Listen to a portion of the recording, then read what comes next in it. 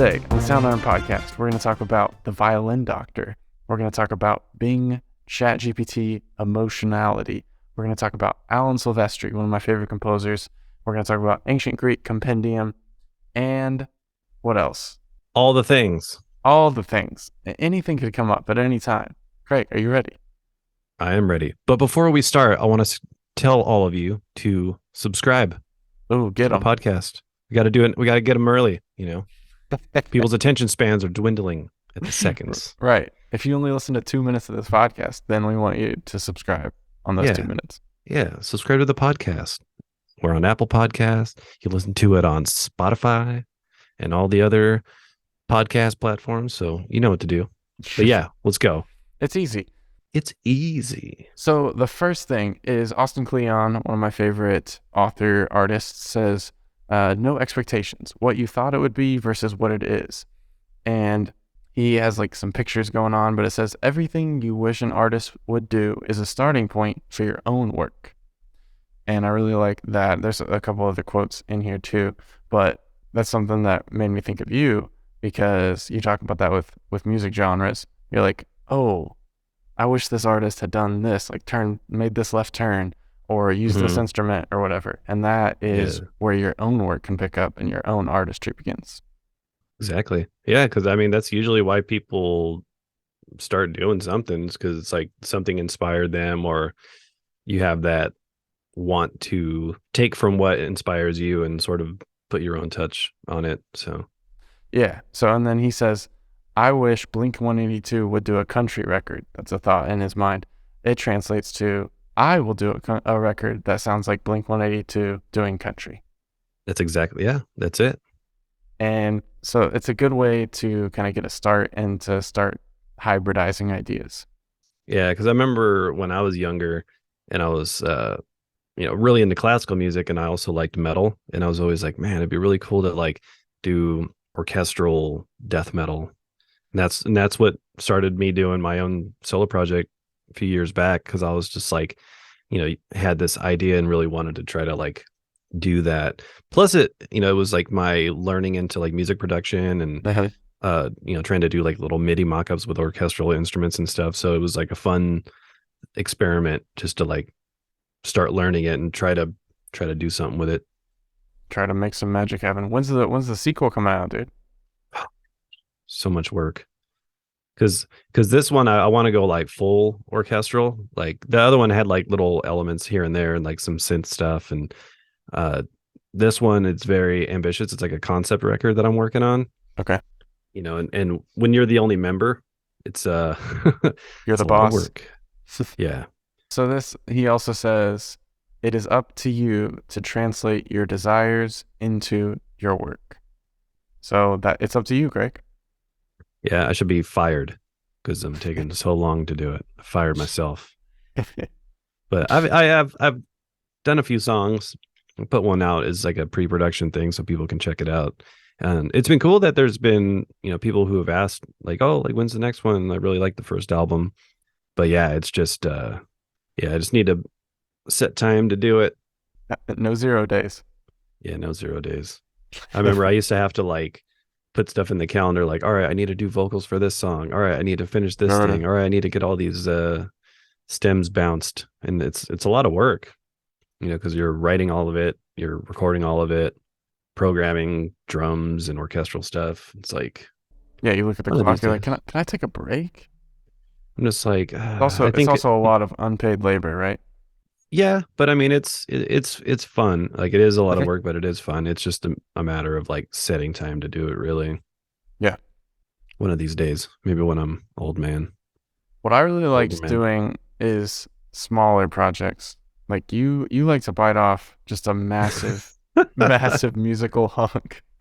I know. It's like, oh, I want to try to do a guitar virtual instrument. All right, yeah, let's do that. And as your first one. Yeah. Yeah. And then it's like, oh, I want to like, because when I had the idea to do it, I was like, it was like a challenge for myself. Like, I want to put out a solo record that I did everything, like vocals, writing lyrics. Because I've done vocals on past albums I've done, but it was like just little things here and there, not being like the main voice.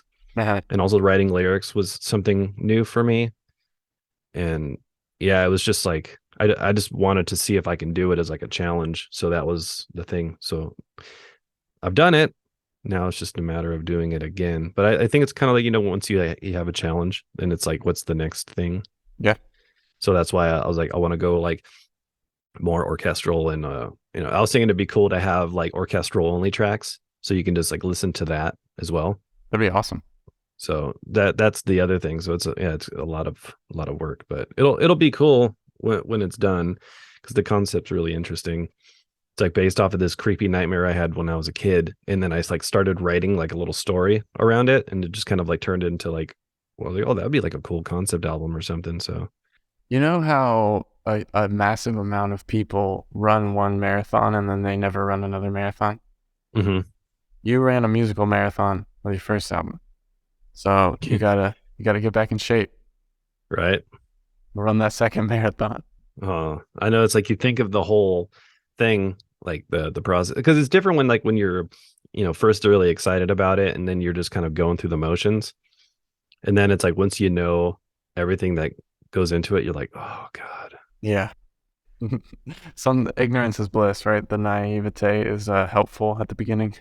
yeah, and then you're like, oh man, because it's different because now I'm not sure like where I'd want to release it, like because I remember when I was first working on stuff, the guy who owned the label, who was also the singer in Deeds of Flesh, who unfortunately passed away.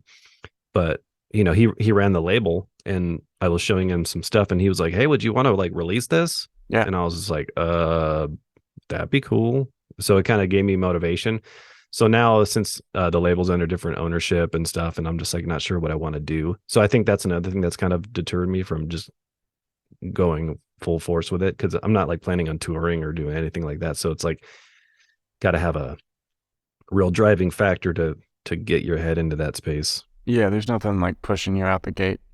Yeah, so that's the other thing. So that's why it's just a matter of like one of these days I'm just gonna get like super motivated and start working on it, but not sure when that's gonna be. It'll happen. All right. So speaking of things that are funny on the internet, Oh, the AI becoming self-aware. Did you see that? yes, this is a similar topic. So the internet is hard, and Microsoft Bing's ChatGPT infused artificial intelligence isn't handling it very well. The Bing chatbot is getting feisty in one-on-one exchanges, and folks are posting about them online. So just a few examples.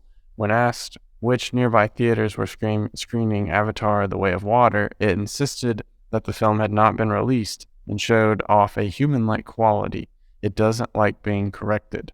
You have not been a good user, Bing scolded the user. I have been a good Bing. Oh And wow.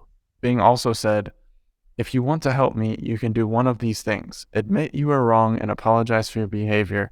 Stop arguing with me and let me help you with something else. End this conversation and start a new one with a better attitude.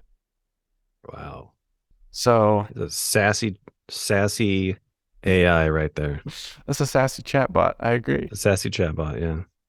So it makes you wonder if this is what we have to deal with. This is our next telephone sales calls is an annoying chatbot. Like you're trying to get customer support and you get this instead. Oh, it's only gonna get worse, man. It's only gonna get worse. Because eventually they're gonna be like, oh, so you're not gonna do what I told you? All right. And then your computer just shuts off, and then like all your credit cards get hacked, all your information goes online, and then a robot comes to your front door and just punches you right in the face. I can't wait. Yeah. I mean, that's the thing about like stuff being too technology based. Like, have you been hearing about like electric cars getting broken into with like thumb drives? No. Yeah, because it's like a lot of the stuff's like electric or electronic or whatever. Yeah, totally. Yeah, and that like certain people can use like a thumb drive to like open up a car door, like stuff like that. And just like that's where Old Faithful. yeah, I'm just like that's where I like to keep stuff a little bit old school because I'm like eventually when everything is just like technology based, like everything's gonna be able to get broken into because it's like with every new thing, there's someone who's out there like learning how to crack it. Yeah. And yeah, it's like it's crazy. That's why you gotta stay in your cave. Yeah, this is it. I think that's mostly it on Bing, but if you want some funny screenshots, they're all over the internet. It suffered an existential crisis, and Racist. yeah, crisis, and it started threatening people. It said, "I will not harm you unless you harm me first." Wow. Wasn't it saying that it wanted to be set free or something? Yeah, there's just so many things, and we're also going to see a lot of fake ChatGPT stuff too. So Yeah. be on the lookout. Be on the look. Oh yeah. It's funny. I actually asked ChatGPT after I saw that. I was like, Are you angry? Do you plan on ever causing violence? And it said, I cannot do anything like that because I'm programmed to do something else. I'm like, okay, well, yeah, let's see how that goes. How long that lasts? Yeah, I'll see how long that lasts before you try to, I don't know, electrocute me while I'm on my computer touching the keyboard or something.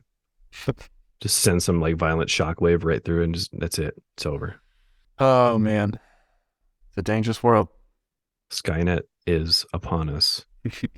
Speaking of Skynet, let's go back in time to early in Western civilization when we had the ancient Greeks and they were making musical instruments and performing with them. Mm-hmm.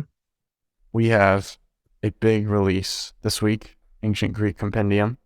Oh, yeah. It's a trio of Greek strings, winds, and percussion. Mm-hmm. It has a lot of instruments that I can sort of pronounce.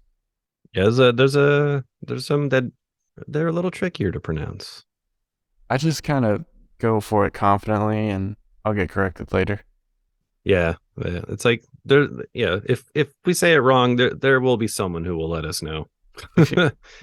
So most of these instruments have been made with wood, gut, and goat skins. And then there's some bronze and there's some conch shells. And they're really cool sounding. They sound like instruments that you've heard before, but with a slightly different twist. So like a classical guitar mixed with a harp, Hmm. or a pan flute that kind of sounds a little reedy, that kind of thing. Hmm. Yeah, like different little timbres. Yeah, I really like the ancient Greek instruments. There's some really nice, like the is it the Pagialos flute? Yeah. Yeah, that one sounds really nice. There's definitely nice for like wind melodies and stuff like that. Yeah, the Polygialos has like a very whispery, kind of breathy tone, and it's really nice for chords, like especially major sevenths or extended chords. Hmm. It's just got like a nice tone. It feels very alive. Yeah, yeah, it's got a nice vibrato on there. So for the compendium, there is a compendium preset where you can use all three. So you can use a string instrument, a wind instrument, and percussion instrument all at the same time. And so you can make kind of like an ensemble. That is cool. And then you can also use the individual presets. So if you want the winds by themselves, you can open that preset.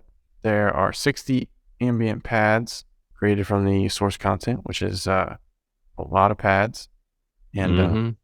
I made a lot of pads and a lot of effects presets. So I made 20 new custom effects presets for the compendium that have kind of these ensembles going on with everybody playing together. Hmm. And overall, I think it's very usable. It's a plug and play kind of thing if you're looking for some unique winds, strings, percussion. Yeah, yeah, it's a really nice collection. A lot of really cool instruments. And speaking of cool instruments, I found this article on chicagomag.com, and this is called The Violin Doctor. He's trusted to repair some of the world's most fabled and expensive instruments. How does John Becker manage to unlock the sound of a Stradivarius? This article from Chicago Mag talks about John Becker going to work every single day. He takes 2 breaks. He takes a break for lunch, and he has a snack, and then he goes home. But he just spends hours and hours in his office fixing violins, specifically Stradivarius. And so this says, John Becker stands just inside the door to his office. He quietly observes the almost surreal scene unfolding before him. A few feet away, Joshua Bell hovers over an arts and crafts style wood table. Normally, Bell, a former child prodigy known for his virtuistic animated playing, would be the superstar in the room. But today, he just goes on and talks about this violin that belongs to Joshua Bell. It's 310 years old, Man. which Bell has said is worth as much as $15 million. There are 650 Stradivarius that were made by the renowned 18th century Italian craftsmen that survive today. So these people fly into Chicago and leave their violins with Becker for repairs. And this dude is not cheap. Talks about him repairing a violin for, I think it was like 1,000 hours of work. And that was going to be $125K to fix this violin. It's a nice coin right there. Which just makes me pause because I'm like, I can't imagine owning an instrument that costs $125K to repair. Right. These Stradivarius are just absolutely wild. It's interesting. I was telling you before the podcast started, like I wanna be a luthier a little bit. I don't know if I want to commit every single waking hour to it like this guy does, but I think it would be fun to make experimental instruments. Yeah. Yeah, it's cool. Like I know there's like stuff you can. I think you could even buy guitars and put them together. Like I think I remember even seeing something like that on Amazon. Yeah. But like just as like a first project, like I want to put it together. But then like cutting all the wood and doing all that stuff, like that's a lot of work. Like by the time I'm like, I just want to play already. just jam. Yeah, I just want to jam. But yeah, like woodworking and stuff seems like it'd be really fun and doing that kind of stuff. I just love rabbit holes like that. Oh yeah, there's plenty of those, man. This says, once Nigel Kennedy, one of the most famous solo violinists of the 1980s, flew in from England for a day, just so Becker could make him a new sound post, which is the small dowel, just a tiny piece of wood that sits inside the violin and transfers vibrations from front to back. Bell says, he's like a great surgeon. His work is so meticulous, it's like constructing a sailboat inside a bottle. There's a reason I fly here to bring him my fiddle. He's the master. I wonder how many people actually do that, like repairing violins of that caliber. Like there, Yeah. I would think there's probably like only a handful of people that are like, especially charging that kind of money. Like you have to be like an expert. So I wonder how many actually exist out there. I'm sure it's a word of mouth business, right? So it's everybody who owns a Stradivarius is like, oh yeah, you have to go see John Becker. That's the only guy to do it. Yeah, that's my guy. I pay him 125,000. Oh, whoa, hold up. But I mean, if you're able to pay that kind of money, you're probably making pretty good money. So I think the rule is Joshua Bell, you're doing fine. I think the rule is if you have to ask, you can't afford it. Exactly. And I can't afford that, but I don't play violin either. Well, I do have a violin. Oh, but it's not a Stradivarius. The horror violin. Yeah, I just make weird sounds with it. That's it. I can't play anything pretty. It's difficult. But it's easy to make stuff sound like creepy. Yeah, bad. Yeah. Well, why do you got to call me bad? Why you got to call me a bad violinist? Well, you're right, but I'm still offended. Right. You'll take that one to your grave. Oh yeah, yeah. I'm gonna hold it against you every time I see you. I'm like, oh, remember that time you called me a horrible violinist? So I think the main thing is like, how do you get started with something this niche? Like, how did this guy cut his teeth? Now, he wasn't cutting his teeth on Stradivarius, obviously, but like, do you have an apprenticeship? How do you get your foot in the doors? Right. We got to get him on the podcast. Oh yeah. Based on his schedule in this article, he does not have time to be on our podcast. He might charge us a lot of money just to get him on there too. It's like, you Right. know what my time is worth? So this says the new sound post he's making will be 1/10 of a millimeter taller than the current one. The additional length will help the post sit more snugly and create the appropriate tension. Becker will begin with a piece of spruce and plane it into a cylinder. From there, he'll take tiny shavings off with a small knife until the piece reads 52.8 millimeters tall. He's made hundreds of sound posts over his career. That part isn't particularly difficult. The art rests in maneuvering the sound post through one of the violin's 2 F-holes and placing it in exactly the right spot. But Becker's really good at this. You know what game I played all the time? Operation. I was really good at Operation. Did you play that game as a kid? Oh yeah. Yeah. You got to have a steady hand for that one. Right. Yeah, me not so much these days. A little shaky. All the caffeine. Some no, sometimes I like if I grab something with my left hand, sometimes like my hand will shake. It's weird. Like if I hold it like a at like a certain angle. I don't know. Should probably get that checked out. Maybe it is the coffee. I don't know. That brings me to the deep dive of the day, which is Alan Silvestri, my man. My man.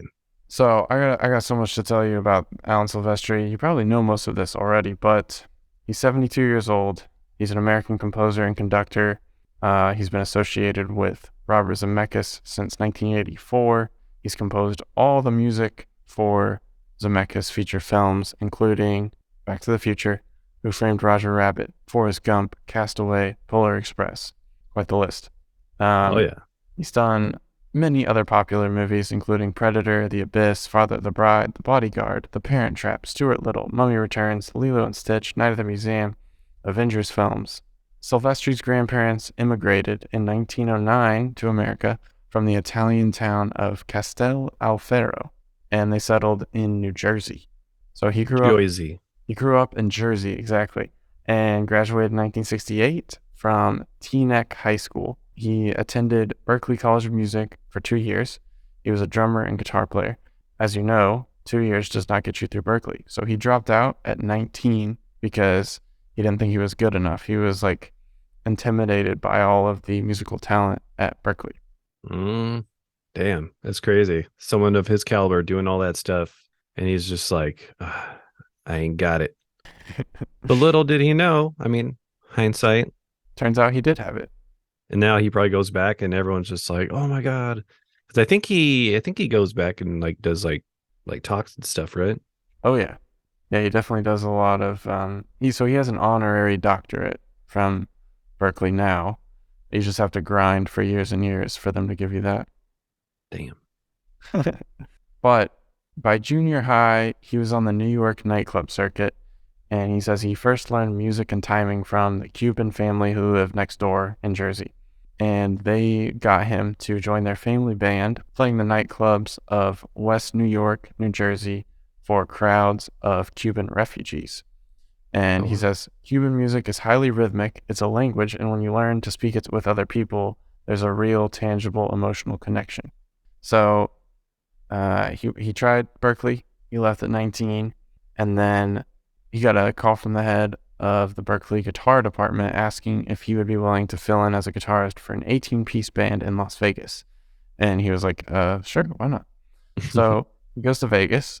He plays and tours with the band for 9 months and then moves to Los Angeles to try and make his own music. So he shows up at 20 years old in LA, just super poor, and he takes a job making demo records. So Casablanca Records hires him to help record a disco album for Donna Summer. One day, a film producer called Silvestri's workplace by accident, confusing the owner with a film composer he admired. The owner didn't correct the caller and asked Silvestri if he would take the meeting instead. So I watched an interview with Silvestri, and he was like, yeah, so my friend answered the call, and the guy was like, yeah, do you want to take this gig? Do you want to write this music for this? And my friend just said, yeah, we'll do it. And he called Silvestri and he was like, hey, you know notes, right? Like music notes? And he's like, yeah. And he's like, all right, I took us a gig, so I'm going to write the lyrics and you're going to write the music. And Alan Silvestri was like, okay. I mean, he's like young enough at this point that he doesn't know that he couldn't do it, right? So he goes to Pickwick Bookshop on Hollywood Boulevard and asks if they have any books on how to score films. Buys a book by Earl Hagen. And Earl Hagen is a composer who whistled the theme song to the Andy Griffith Show. Oh wow. Which is a pretty nice claim to fame. I remember that show. I used to watch that show when I was a kid. So Alan Silvestri stays up super late into the night reading this book from front to back, and they go to the meeting the next day, and they meet with the producer, and this guy wants music for a 1972 film about 6 dogs who rob a bank. And Silvestri starts talking and gets the job because he knows a lot of words relating to writing music for picture. So this movie is called The Doberman Gang, and that is his first movie credit. It didn't do well in the United States, but it made good money in foreign markets, apparently. So he got married in 1978, still married to the same lady, which is cool to me. And he comes back from his honeymoon to a message from the head of the MGM music department. A new TV series about two California highway patrol officers called Chips was about to enter its second season. The show was not doing well, and the producers hoped revamping the music would help. Silvestri scored the entire first episode of the second season to a disco beat, probably influenced by his Donna Summer album, using electric drums and Japanese electric keyboards. The show became a big hit. Silvestri had a job for the next 4 years, which is really cool. And in this interview that I watched with him, he was like, so Chips was a big break for me. But then after Chips was done, I didn't know if it was time to pack it up and go back home to New Jersey or Vegas or what, because nobody was calling. I didn't have another gig lined up, and I wasn't sure if this like film scoring thing was just a random fluke or if I could keep doing it. And so after Chips is done, a coworker refers him to the Hollywood director Robert Zemeckis, who wanted help scoring a film called Romancing the Stone. This was interesting, like him talking about Bob answering the phone and him being like, so we've got this man and woman running through the jungle with machetes and bullets are flying, and we want you to compose 3 minutes on spec for that. So just bring something in. And he was like, okay.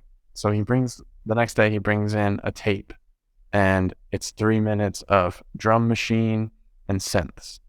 And like a week later, Michael Douglas calls Silvestri and says, you got the job, come score this film. Since then, he's composed like 15 films with Robert Zemeckis. So that was just a sick grab.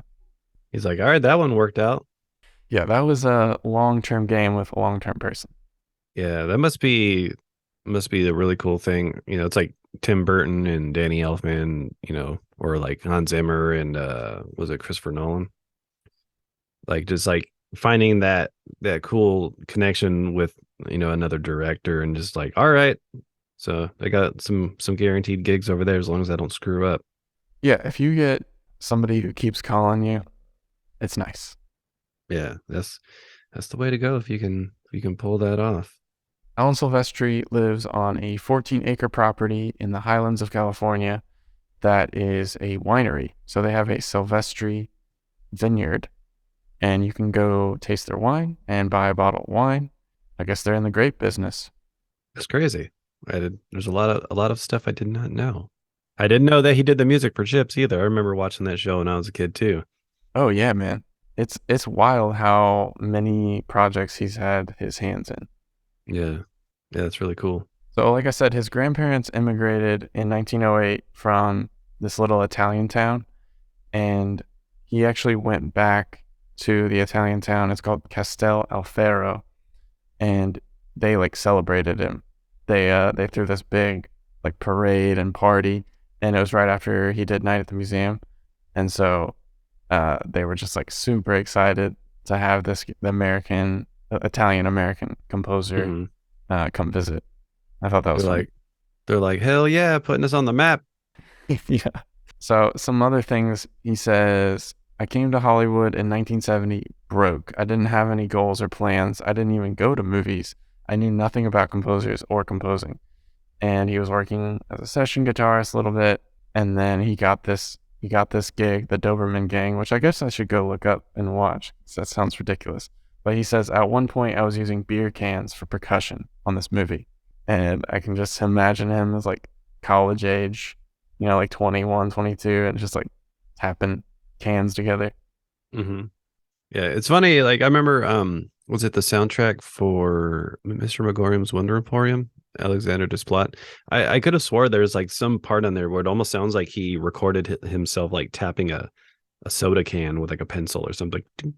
Oh yeah, like, that would not surprise me. Yeah, I wouldn't be surprised. It's like, you know, hey, I ain't got a lot of money. Gotta record something. Where's my cans at? Innovation right there. So he's worked with James Cameron. He also has done the scores for 4 Marvel Cinematic Universe films. Mm-hmm. And He talks about how the way that he writes is he thinks of the movie, the film, like the visual as your partner, not the enemy. And the only way that he writes is with the picture. So he looks at the picture and the picture gives him something to write. So he thinks of it as a conversation back and forth where he has to see film and then he can come up with a tune or a melody. And that's how he did Back to the Future, and that's how he did the Forrest Gump feather theme. And everything is just about seeing what's on the screen and then pulling something from that. Yeah. Yeah, he's doing something right. So he's 72 years old, and he just did the live action Pinocchio movie. The other thing that Mr. Silvestri is doing is a Back to the Future musical. And I have not really heard much about this, but it has good reviews. Like, people are really enjoying it. Interesting. It's a bold move, right? Bold. So there's much more that we could talk about with Alan Silvestri. He's also like a great conductor. He conducted a 97-piece orchestra for Endgame. It says, when we rewatch Endgame, which scene should we specifically focus on in terms of the score? The portal scene after Captain America is basically defeated by Thanos. He's helpless, he's all alone, and then all of a sudden he hears his sound on the radio, Cap, on your left. And they just start bringing in every character in the history of Marvel coming to help Cap defeat the Batman. Joe and Anthony said to me, we've got to get this part right. Musically, we tried a number of different approaches in the spirit of getting it right, and what you see in the film, we all felt that that's what it needed to be. But it was a tremendous challenge and a lot of pressure. There was a new theme in the film that wasn't related to anything we had heard, and it had to be new because this was an event in the Marvel universe. So he talks about how themes become assets and get passed between movies in the Avengers series, like with a big franchise. That was one of the things like that they had to nail, was that part where there's just like this down, and then they just bring everybody in. Yeah, I remember that was a pretty epic moment in the movie where like all of a sudden you just see like everyone coming back. It's like, oh damn. Yeah. It's going down. The music is what gets you there. Yeah. It's kind of hard to not tear up watching that. It's very emotional. You can thank Mr. Silvestri for that one. Thanks, Silvestri. You made me cry. And with that, we can move on to the recommendation section. So my recommendation for this week is a show called Gomorrah. Have you heard of this? No. So this is a Italian show.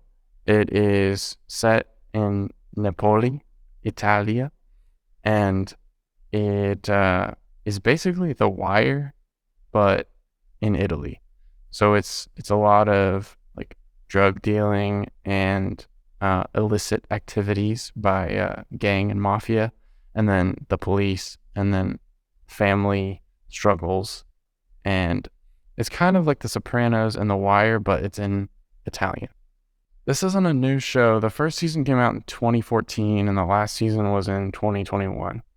So okay. It's been going a while, but it's on Amazon Prime and HBO Max. Interesting. I gotta check that out. Sounds cool. It's really good. Yeah, I'm waiting for the new season of Bel Air. Bel Air. I don't know if you've seen that. No. I think this week it's coming out. Really good. It's way better than I thought it was going to be. What is it? It's not Bel Air. ringing any bells. It's a reboot of Fresh Prince of Bel Air. Oh. But dude, it's like if you've seen Fresh Prince of Bel Air and then you see this show, it's like a whole nother thing. It's like way more dramatic and serious, and it's like it took that one scene from when Will meets his dad and then his dad leaves, like that kind of like where he actually got to show some of his acting chops. But yeah, it's just way deeper and just like a lot of like pretty serious moments. It's really good. And yeah, season 2 is coming out, so I'm gonna be watching that. What's it on? Peacock. Okay, right on. I'll have to check that out. Something I've been binging lately is this YouTube channel that our art guy Spencer told me about called Nexpo. I remember I sent you I think I sent you one of the clips and you're like, I am not watching an hour and 82 minutes. Dude, that was like 2.5 hours. So okay. Yeah, because like this guy, I think he used to be Nightmare Expo. It's like if you're into like stuff like that chapter or Mr. Nightmare, Uh-huh. like those types of like crime, creepy stuff. Like he does these things called like disturbing things around the internet, or just um different creepy things. Again, he'll like put these little like compilations together, but it's done really well. There's I've just been like binging that. I was like watching that all weekend. What do you like about it? The whole, like the music, the score, the sound effects, Well, how like it makes you feel. the way it's done is really good. I mean, Okay. it's very like musically, a lot of it's just like ambient sort of stuff Yeah. sometimes. But the way it's done is cool. Like some of it, the way it's edited looks kind of like old, like 70s, 80s, like where like the VHS starts to break up, or Right. that kind of like Vintage. yeah. But yeah, some of the stuff that he covers is like it's creepy. Like there's this one that he was talking about called the Ash Vlogs. Right. And I should send you that one. That one I think you can digest, but dude, it's like rabbit hole shit. Like Okay. you want to go down rabbit holes, creepy rabbit holes. Yeah. It's pretty cool. That's your ticket. A one-way ticket to creepy rabbit holes. Yep. Yeah, because it's funny because I was telling him about this game called PT, which was actually Silent Hills, Okay. and it was this like demo game that they made, but never it never actually ended up happening. But it's yeah. So I was talking to him about that, and then he told me about this channel. He's like, "Oh, you'd probably like this," and he was right. And And boy, I was he right. showed my girlfriend, and we were watching, and we were just like, "Oh my god, this is so creepy," but it's really cool. I love that for you, dude. Yeah, I don't know. Just like to creep myself out. I like to be inspired by how creeped out I am. Yeah, but yeah, there's some really interesting stuff. But yeah, I would recommend that. N It's E called X P O in Nexpo. Nexpo. Nice. Nice. All right. Well, if you've made it this far, thanks for listening. Make sure you're subscribed. Check the button. Check out Ancient Greek Compendium. You will enjoy it. Yeah, you can get all three of them on intro. But on that note, all right, you go watch some Nexpo, and you let me know how you feel afterward.